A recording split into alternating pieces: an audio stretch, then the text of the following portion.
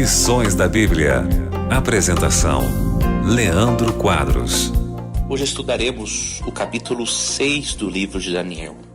O último capítulo histórico do livro, diríamos assim, porque os restantes são bem proféticos. Repito, há profecias também nos capítulos históricos, porém, os 6 primeiros capítulos são essencialmente históricos.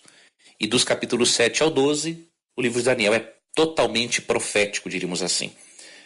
Daniel, no capítulo 6 aqui, nós percebemos que na época o rei Nabucodonosor já não dominava mais, quem dominava era Dario.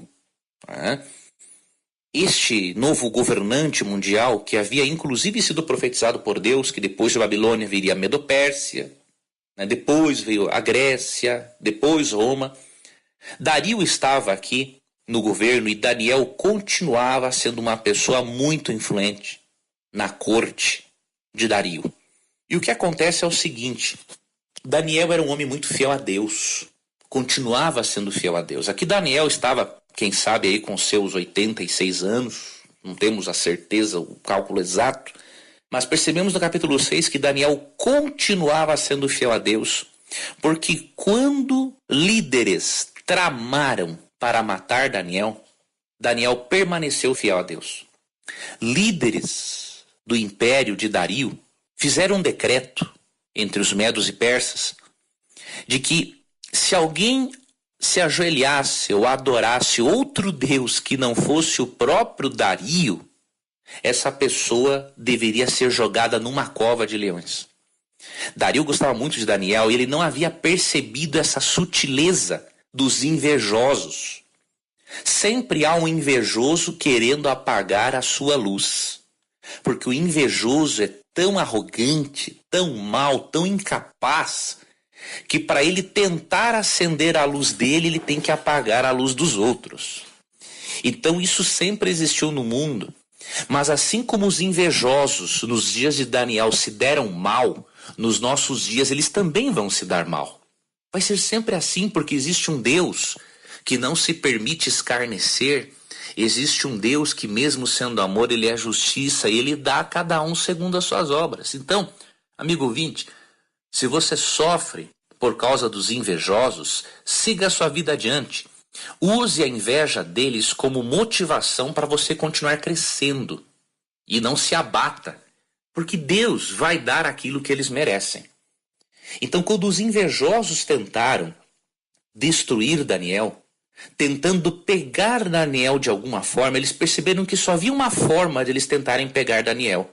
Como Daniel era muito fiel a Deus, eles pensaram o seguinte: nós não podemos pegar este homem de uma outra forma.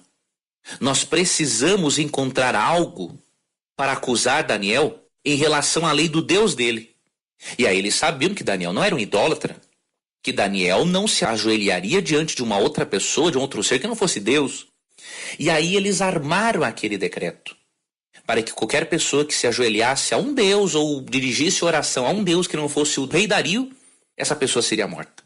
O detalhe, amigo ouvinte, é que Dario autorizou esse decreto e ele não tinha percebido a sutileza daqueles líderes, daqueles administradores e altos funcionários do rei.